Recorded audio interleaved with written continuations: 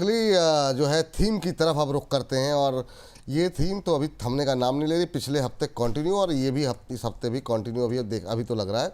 और वो है हमारी जो है पीएसयू थीम। उसमें सभी कोशिश करेंगे कि लेने की, लेकिन पहले जो है मेटल की तरफ रुख करेंगे सर। और हिंदुस्तान जिंक के से शुरुआत करना चाहेंगे। रचित सर, आप शुरू कीजिए। और हिंदुस्तान जिंक चांदी के अंदर हमने देखा किस तरीके से धुआंधार फिर से जो है लगातार तेज़ी बनती हुई दिखाई दे रही है। और उसका असर हम देख रहे हैं कि हिंदुस्तान जिंक के शेयर में देखने को, हालांकि थोड़ा हल्का हुआ है, हालांकि बाजार ही हल्का हुआ है काफ़ी तेज़ी के साथ। एक बार जरा निफ्टी दिखा दीजिए। निफ्टी जो है काफ़ी तेज़ी के साथ नीचे फिर से रिकवर करता हुआ दिखाई दे रहा है, लेकिन अभी जो है महज नहीं, अभी डाउन ही जा रहा है। चलिए ठीक है। इंट्राडे लो, तो ये देखना होगा कि ये जो दबाव है ये क्या क्लोजिंग बेसिस पे देखने को मिलेगा क्या। 2 बजे के बाद आजकल कुछ अनयूजुअल मूव होता है, वो थोड़ा सा देखने रहेगा। कल एक्सपायरी है, काफ़ी ज़्यादा मतलब जो है वोलेटिलिटी देखने को मिल सकती है। आज का मूव देखना होगा क्या होगा। हालांकि 26,325 के आसपास एक सप्लाई जोन तो है, वो 300 के आसपास का, और ये दूसरा मौका है। जब नया हाई बनाने से भी पहले हमने देखा कि ये बार बार जो है कम से कम 5 से 6 मूव लिया, 6-7 मूव ले लिया। 26,000 के ऊपर जाता था, फिर नीचे आता था। तो अब देखना होगा कि यहाँ पे कितना समय बिताता है ये 26,300 के को क्रॉस करके फिर नीचे आता है कितनी बार, वो थोड़ा सा देखना होगा। लेकिन चलिए निगाहें रहेंगी। थम तो हमने लगाया 26,500 पे निशाना, वो इस महीने पूरा होता है, 15 दिन में पूरा होता है। वो अब आने वाले नंबर्स तय करेंगे। आज के नंबर्स पे भी निगाहें रहेंगी, जो ऑटो के नंबर आ रहे हैं, हीरो मोटोकॉर्प के नंबर अच्छे आए हैं। चलिए अब वापस अपनी थीम पे आते हैं, और मेरा सवाल रचित सर से था हिंदुस्तान जिंक पर। सर इसमें एक और चीज मैं ऐड कर देता हूँ। एफआईएस की जो मैंने आपको बोला था ना, सेलेक्टिव पॉकेट्स, इस जीडीपी डेटा के बाद ना आज पहला दिन मिला है एफआईएस को। अब ये देखना होगा, ये जो मूवमेंट आपको देखने को मिल रहा है कि डीआईएस अगर थोड़ा सा भी, क्योंकि सर +60 डेज से बाइंग करते हुए आ रहे हैं, हर लोअर लेवल पे डीआईएस ने बाइंग करी है। माल डीआईएस को ही देना होगा एफआईएस को। वो कहाँ देना चालू करते हैं और वो कहाँ लेना चालू करते हैं, वो एक लेवल देखना होगा। बट क्या ये अपमूव अभी यहाँ कैप होने वाला है? नहीं। तो कोई परेशानी वाली बात नहीं है। लोअर लेवल से मैं समझता हूँ आपको कवरिंग जरूर देखने को मिल सकती है। जहां तक हम बात करते हैं हिंदुस्तान जिंक की, एक थोड़ा सा अंडर परफॉर्मेंस आया है एक बहुत अच्छे परफॉर्मेंस के बाद। बट मैं यहाँ समझ रहा हूँ सर, ये फॉर द टाइम बीइंग एक हल्की सी रेंज में आपको मूवमेंट करता हुआ दिख सकता है, जो कि लोअर एंड होगा रेंज का 482, और हायर एंड कहीं ना कहीं कैप होता हुआ दिख सकता है 505। ये जब तक 505 को नहीं ब्रीच करके क्लोज होता, एक अपमूव थोड़ा सा कैप्ड रहेगा। Lower level of the range जो हमने आपको बताया, उस पे अगर आपको बाइंग का इंटरेस्ट है तो बिल्कुल आप कर सकते हैं। जैसे ही 505 क्रॉस करेगा, 550 तक के लेवल्स आपको बहुत कंफर्टेबली दिखाने का दमखम रखता है। चलिए ठीक है। हिंदुस्तान जिंक से बाहर निकल के हिंदुस्तान कॉपर पे जाते हैं। प्रदीप सर, ये भी आज अच्छा मोमेंटम दिखा रहा था सुबह से ही। अब बाजार थोड़ा ठंडा हुआ है तो थोड़ा सा ठंडा हो रहा है, लेकिन ये बीते दिनों में भी काफ़ी अच्छे मोमेंटम में रहा है। अभी क्या करना चाहिए, क्या स्ट्रेटजी होनी चाहिए हिंदुस्तान कॉपर पे? सर एक रेजिस्टेंस फेस कर रहा था बीच में 364 365 के अराउंड, और हमें लगता है कि वहाँ पे ही नेक्स्ट एक बार रेजिस्टेंस है फिर से। तो ये जो मोमेंटम थोड़ा बहुत देखने को मिल रहा है, it will continue till at least 360 365 तक आपको आते हुए दिखाई देंगे। तो जिनके पास पोजीशन है बने रहिए। 365 क्रॉस करने के बाद आपको 396 का लेवल भी आता हुआ दिखाई दे सकता है। तो अभी तो फ्रेश बाय करने का सलाह नहीं रहेगा, लेकिन जिनके पास ऑलरेडी होल्डिंग पे है, मुझे लगता है कि आप बने रहिए जी। जिनके पास होल्डिंग पे है उनके लिए। और अभी फ्रेश बाई के लिए क्या बोला आपने, कब खरीद सकते हैं? फ्रेश बाय सर हमें लगता है कि एक बार अभी नहीं करना चाहिए, क्योंकि ऑलरेडी एक डबल टॉप भी बन चुका था, उसके बाद नीचे आया है। अभी भी फिर से मुझे लगता है कि यहाँ से आप साइड जो है थोड़ा लिमिटेड है, और कहीं ना कहीं it will take few month, थोड़ा टाइम लगेगा। तो इसलिए मैं अभी फ्रेश बाय करने का सलाह नहीं दूंगा इस पर्टिकुलर काउंटर पे। तो अभी जिनके पास ऑलरेडी पोजीशन है, आप ही बने रहिए एक विद स्टॉप लॉस ऑफ 305। 305 के नीचे इसका मोमेंटम पूरा खराब हो सकता है, तो आप एक स्टॉप लॉस के साथ बने रहिए। दोनों एक रेसिस्टेंस है, उस रेसिस्टेंस के आसपास आपको एग्जिट भी करना है जी। चलिए अगले काउंटर मेटल पे आएंगे दोबारा, लेकिन अभी जो है इस पे दोनों की राय जानना चाहेंगे, वो है जीएमडीसी। एक दिन प्रॉफिट बुकिंग के बाद दोबारा मोमेंटम आ गया है। जब से रेयर अर्थ वाली खबर आई है, अच्छा चल रहा है। 4-5 दिन के अंदर 15% की रैली आ गई है। रजत सर, क्या करना चाहिए 550 के ऊपर? कैसा लग रहा है दोनों लिहाज से, जो लोग हैं उनके लिए भी और जो लोग खरीदना चाह रहे हैं उनके लिए भी? सर जो लोग हैं उनके लिए मैं एक चीज ऐड करना चाहूंगा, कहीं भी आपको 574 580 तक के लेवल्स मिले, एक बार आप प्रॉफिट बुक कर सकते हैं। पूरा नहीं, बट हाँ मेजर स्टेक बुक कर लीजिएगा। जिनको फ्रेश एंट्री लेनी है उनके लिए मैं बोलूंगा अभी आप थोड़ा सा इंतजार करें, लोअर लेवल्स आपको देखने को मिल सकते हैं 522। Sir this is a clear case. अब मॉस्चिप में ऐसा हुआ कि मूवमेंट आया, न्यूज आई, न्यूज के बाद मोमेंटम कंटिन्यू रहा, थोड़ा सा कूल ऑफ किया और अभी वो कूल ऑफ में सब परेशान हो रहे हैं। जीएमडीसी में मैं आपको अभी बोल देता हूँ it will again show you a MosChip movement. ये नहीं कि स्टॉक खराब हो गया है, ये नहीं कि और नहीं चलेगा, बट अब कंसोलिडेशन का टाइम आ रहा है सर। एक अच्छे मूव के बाद स्टॉक कंसोलिडेट करता ही करता है और ये रियलिटी है। जो भी लोग अभी 522 पे खरीद रहे हैं वो ये बिल्कुल ना सोचें कि जो भी आपने रीसेंट टाइम्स में मूवमेंट देखा था वो ये रिपीट करेगा, रेप्लिकेट करेगा, नहीं। ये अब कंसोलिडेशन करने जा रहा है और कंसोलिडेशन का पीक लोएस्ट लेवल मैं आपको दे देता हूं 472, और हाईएस्ट लेवल जब तक ये कंसोलिडेशन रेंज में है ये 594 का होगा। अभी ये दो लेवल दोनों टूटते हुए नहीं दिख रहे हैं, अकॉर्डिंगली अपनी पोजीशन बनाइएगा। ये बात यहाँ पर निकल करके आई है सर। जीएमडीसी पे मैं दोनों राय मैंने बोला था कि क्योंकि क्वेरीज काफ़ी हैं। एक बार प्रदीप जी आप भी बताइए क्या करना है। एग्जैक्टली रचित जी ने जो बताया हमें भी सर सेम लगता है। इनफैक्ट मेरा टारगेट जीएमडीसी को लेके और भी बढ़ा है। मुझे लगता है कि आपको 750 800 का भी भाव मिल सकता है शॉर्ट टाइम में। स्मॉल कैप मिड कैप में इतना पिटाई हुआ था तो जीएमडीसी भी गिर गया था, लेकिन अच्छे खासा जोन से फिर से ये करेक्शंस कंप्लीट हो चुका है, फिर से बाउंस बैक दिखा रहा है। नेक्स्ट शॉर्ट टर्म का टारगेट ही होना चाहिए ऑलमोस्ट 650 तक। 650 के ऊपर जैसे क्लोजिंग मिलेगा आपको 750 800 तक का भी भाव यहाँ पे आ सकता है। नेक्स्ट 2 से 3 क्वार्टर का रिजल्ट आपको देखना चाहिए। बिल्कुल जिनके पास पोजीशन है बने रहिए। फ्रेश बाय के लिए भी आप एक बार 515 से 520 के आसपास लेके जा सकते हो। इनफैक्ट 2 दिन पहले ही मैंने जब बात कर रहा था उस टाइम पे बताया था 480 500 एक बढ़िया जोन है। अब जिन्होंने भी बाय किया उनको मेंटेन करके होल्ड करना चाहिए जी। चलिए ये बात हो गई जीएमडीसी को लेकर के। काफ़ी जीएमडीसी पे क्वेरीज लगातार हमारे पास आती हुई दिखाई दे रही हैं। जब भी कोई चीज़ चलने लगती है तो फिर क्वेरीज थोड़ी सी बढ़ जाती है, अदरवाइज़ आप उनको कुछ भी बताइए लोगों को ज़्यादा चीज़ें समझ में आती नहीं है। चलिए इस बीच अगला मोमेंटम वाला शेयर जो कि जिस पे हम बातचीत करना चाह रहे हैं वो है एमआरपीएल। इस पर भी काफ़ी ज़्यादा बातचीत हुई है सर। रजत सर आपकी टिप्पणी क्या रहेगी एमआरपीएल को लेकर के। देखिए सर ये स्पेस जो है ना इसने एक अच्छा परफॉर्मेंस दिखाया था। एमआरपीएल ने दो उतना मोमेंटम नहीं दिखाया और अभी मैं समझ रहा हूं कि आपको मोमेंटम बहुत ज्यादा आता हुआ नहीं दिखेगा।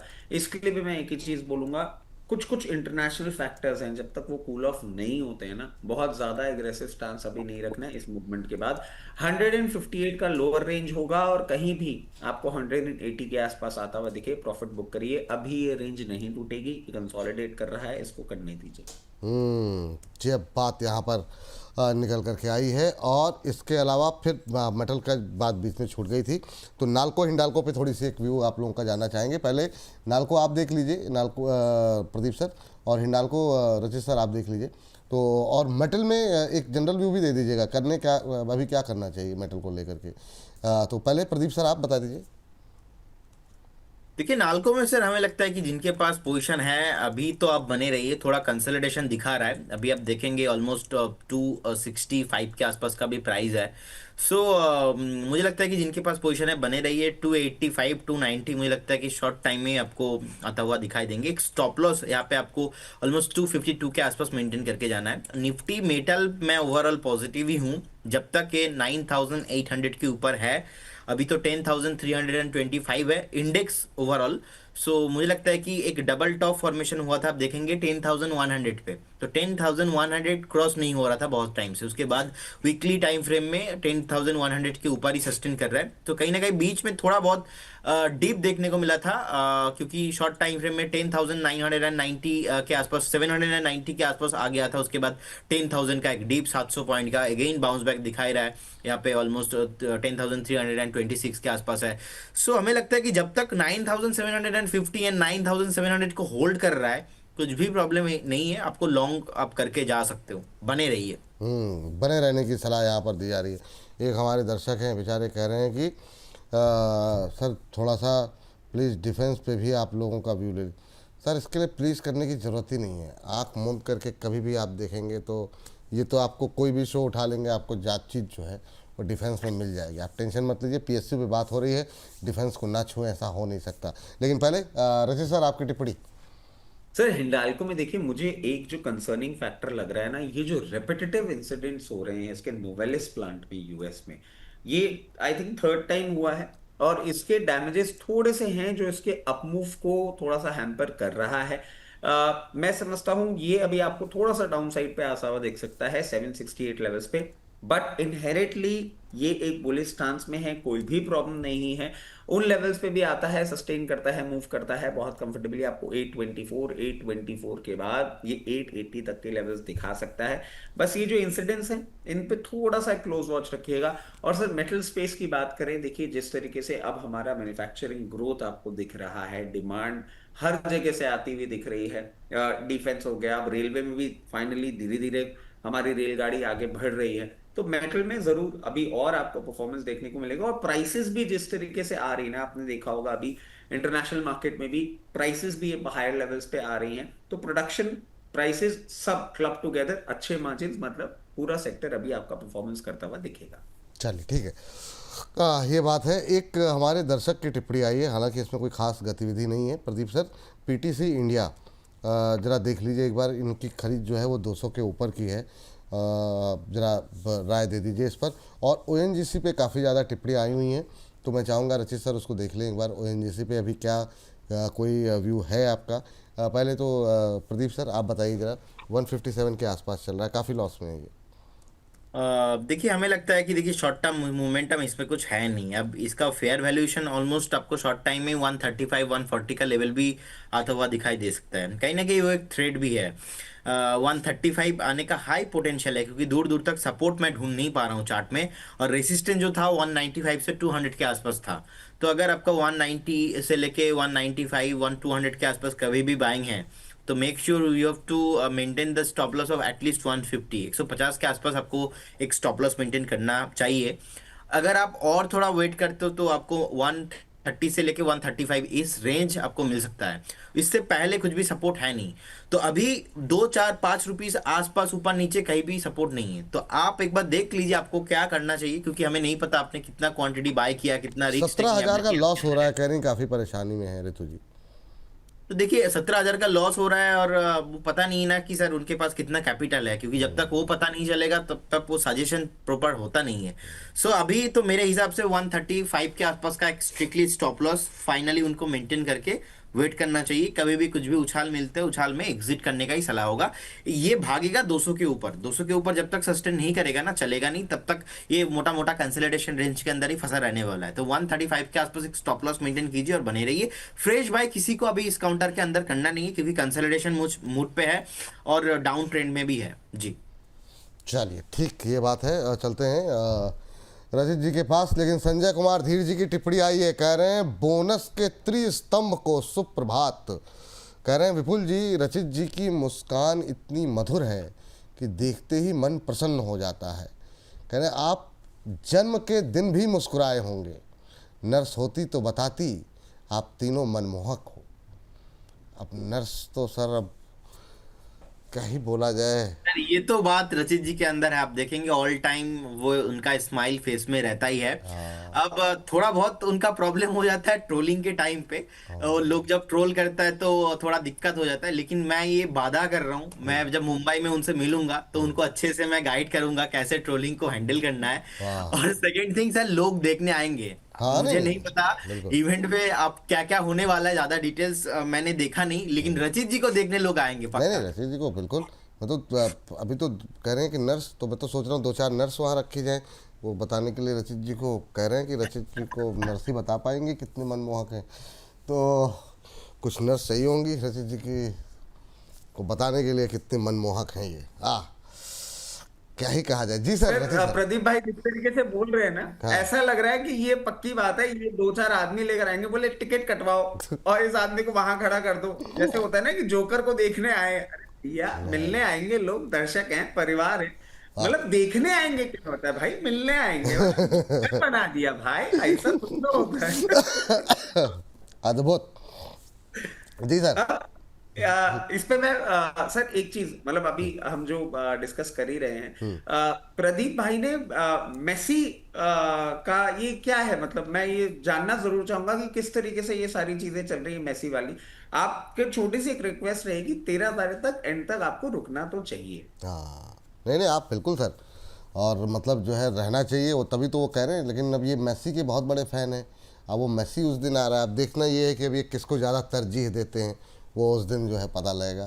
उस दिन मैं समझता हूं कि आपका जो इनके प्रति प्रेम है ना, उसका एक क्लियर केस टेस्ट होगा कि मेसी ज्यादा या विपुल सर ज्यादा। वाह वाह, ये जो आपने कर दिया है ना सर, अद्भुत अद्भुत। अब ये देखना होगा। जी रजी सर, क्या करना चाहिए अभी? सर देखिए, ओएनजीसी में ना, अभी मैं एक क्लियर केस आपको बता दूं, कंटिन्यूसली हम एक चीज बोले जा रहे हैं कि ओएनजीसी, क्योंकि क्रूड का ही इनकम मेन काम है और क्रूड में हम कोई बहुत ज्यादा परफॉर्मेंस नहीं देख रहे हैं। ओएनजीसी में अभी मेरे को कोई भी ऐसा ब्रेकआउट आता हुआ नहीं लग रहा। एक डाउनसाइड में ही ये मूव करता हुआ दिख रहा है, क्योंकि क्रूड में भी कुछ नहीं होता हुआ दिख रहा। अब इसकी रेंज में आपको बता देता हूं, जिस तरीके से पोजीशन है 258 का हायर लेवल होगा और कहीं ना कहीं ये बार बार सपोर्ट लेता हुआ दिख रहा है आपको 236 लेवल्स पे, तो वो एक डाउन साइड का होगा। इसमें एक चीज मैं ऐड कर देता हूं सर, और अभी हर्ष बाबू है नहीं, बट हर्ष बाबू के थ्रू मुझे एक चीज पता लगी थी, मेरे बिल्कुल दिमाग से निकल गई थी। इनका एक केस चल रहा है सर, रिलायंस इंडस्ट्रीज के साथ इनका गैस थेफ्ट का केस चल रहा है, जो कि बॉम्बे हाईकोर्ट में बहुत विगरसली आगे बढ़ रहा है। अगर वो इनके फेवर में आ जाता है ना, तो इनको एक बहुत बड़ा बूस्ट मिल सकता है और उससे इनकी ट्रेजेक्टरी में थोड़ा बहुत चेंज आता हुआ आपको दिख सकता है। और उस केस में आपको एक अपमूव देखने को मिल सकता है, जो कि इसको 274 280 लेवल्स तक भी लेके जाए। मेरे को बस उस केस का इंतजार रहेगा और अभी फॉर द टाइम भी ये रेंज में रहेगा। चलिए ठीक है। अच्छा, ये इसकी जो कच्चे तेल की गिरावट का जो फ़ायदा आईओसी बीपीसीएल को होता है, वो वहाँ पे क्या व्यू क्या है? बहुत संक्षिप्त टिप्पणी, फिर डिफेंस पे जाते हैं प्रदीप सर के पास। बीईएल से शुरू करेंगे प्रदीप सर। पहले आप रचित सर कंप्लीट कर लीजिए अपनी जो अभी थ्योरी आप बता रहे थे। तो सर वो केस पे हमें ध्यान रखना होगा। और अब आपने रिफाइनरी की बात कर ली sir, refinery stocks already lower level से एक अच्छा मूवमेंट करके आ चुके हैं और ये क्लियर केस है सर, क्रूड से इनवर्स मूवमेंट होता है। जब भी आपको क्रूड लोअर लेवल पे मिलेगा, ये हायर लेवल पे आपको जाता हुआ दिख जाएगा 490 लेवल्स पे। जैसे ही क्रूड में आपको हल्की सी भी गर्मी आती हुई दिखेगी, वापस जो अभी लेवल्स है उन लेवल्स पे आ जाएगा। 448 के आसपास स्ट्रॉन्ग सपोर्ट है, बहुत ज्यादा रीड करने के लिए कुछ नहीं। ठीक है, ये बात यहाँ पर निकल के आई है आईओसी को लेकर के। चलिए, डिफेंस पे अब 20 हो गए हैं, 1 से 2 मिनट टाइम है। तो प्रदीप सर, 4 तारीख को आ रहे हैं पुतिन साहब, और कई सारी उम्मीदें हैं कि कुछ डिफेंस को लेकर के बातचीत हो सकती है, डील हो सकती है। इस पर बातचीत कर रहे हैं, लेकिन तब तक रचित सर जरा, एक हमारे दर्शक बार बार कह रहे हैं आईएक्स में देखिए कोई ब्रेकआउट है क्या, तो एक बार आप देख लीजिए। तब तक सर, डिफेंस को लेकर आपका व्यू प्रदीप सर, फिर से एक नई जान आने की कोशिश, आपकी टिप्पणी क्या रहेगी? बिल्कुल बिल्कुल सर, मैं बहुत ही पॉजिटिव हूँ। इनफैक्ट डे वन से ही मैं पॉजिटिव था डिफेंस को लेके। मैं रजित सर दोनों ही, बीएल एचएल हमारा दोनों फेवरेट काउंटर ऑलवेज रहा है। अभी 415 के आसपास का प्राइस है, रिसेंटली शॉर्ट टर्म 400 के आसपास भी आया था। हमें लगता है कि इसका फर्स्ट जो टारगेट होना चाहिए एटलीस्ट 440 से लेके 450, एंड जिस दिन ये 440 450 को ब्रेक करके क्लोजिंग देगा ना, उस दिन मल्टीपल ब्रोकिंग फर्म से आप देखेंगे कि न्यू रिपोर्ट एंड अपग्रेड आपको टारगेट मिलेंगे 520 530 तक। तो आपको आपके पोर्टफोलियो में रखना है, ट्रेड नहीं करना 2 4 5 दिन के लिए। एटलीस्ट 1 से 1.5 साल का एक व्यू रखिए, बने रहिए। करेंट जोन से भी आप बाय करके जा सकते हो। So if you want to invest, at least आप इन्वेस्ट करना चाहते हो तो एटलीस्ट आप यहाँ पे थोड़ा थोड़ा करके इन्वेस्टमेंट स्टार्ट कीजिए। 414-15 के आसपास कुछ इन्वेस्टमेंट कीजिए। कभी कुछ अगर डिप मिलता है, कुछ करेक्शंस आता है, बाई चांस मार्केट है सर, किसी को पता नहीं रहता है। 390 से लेके 365 390 इसके लिए एक बहुत ही अच्छा फेयर वैल्यूएशन है। लेकिन ऐसा नहीं मैं बोल रहा हूँ कि आपको पूरा पैसा अभी इन्वेस्ट करना है, थोड़ा अभी कीजिए और बाकी का पैसा थोड़ा बहुत वेट करके जाइए। आपको 390 380 के कभी भी मिलता है कुछ भी डीप के कारण, तो तब आपको पूरा पैसा इन्वेस्ट करना है। ठीक, डिफेंस पे आपका व्यू सर, और ये जो अब नए डेवलपमेंट्स हो रहे हैं इस पर आपकी राय। रचित सर, लास्ट कमेंट आपका, इसके बाद अगली टिप्पणी अगले सेगमेंट पे जाएंगे। और कोचिंग शिप, हाँ आईएक्स पे भी, और साथ में कोचिंग शिपयार्ड भी आगे जोड़ लीजिएगा। और डिफेंस पे आपका व्यू 1 से इमीडिएट मिनट। सर आईईएक्स के लिए मैं एक ही चीज बोलूंगा, आज आपने एक बहुत अच्छा इसमें वॉल्यूम पार्टिसिपेशन देखा है और इसके पीछे एक क्लियर केस है। 28 तारीख को एक अनाउंसमेंट आ गया था कि इनको आने वाले समय में 6 जनवरी को इनकी हेयरिंग होगी सीईआरसी के अगेंस्ट जो केस चल रहा है। अभी भी बहुत ज्यादा ड्यूबियस और ऐसी चीजें दिख रही हैं। आईएक्स से बिल्कुल दूरी बना के रखेंगे। मुझे नहीं लगता कि आपको कुछ भी इसमें करना चाहिए। ये वॉल्यूम पार्टिसिपेशन है, इसमें ट्रैप होने के चांसेस बहुत ज्यादा हैं। कोचीन शिपयार्ड की जहां तक हम बात करें, एक अंडर परफॉर्मेंस आपको बहुत टाइम से देखने को मिल रहा है, बट मैं समझता हूं आने वाले समय में ये अप मूव दिखाएगा। और जैसे ही अभी आप मूव दिखाना चालू करेगा, 1980 पहला लेवल होगा, 1980 के ऊपर सस्टेन करेगा तो 2300 रुपए तक का लेवल दिखा देगा। अगर आप एंटर्ड हैं तो कोई परेशानी वाली बात नहीं है। अगर एंट्री आप देख रहे हैं तो करंट लेवल्स पे अट्रैक्टिव लग रहा है, आप अपनी फ्रेश एंट्री यहां से इनिशिएट कर सकते हैं।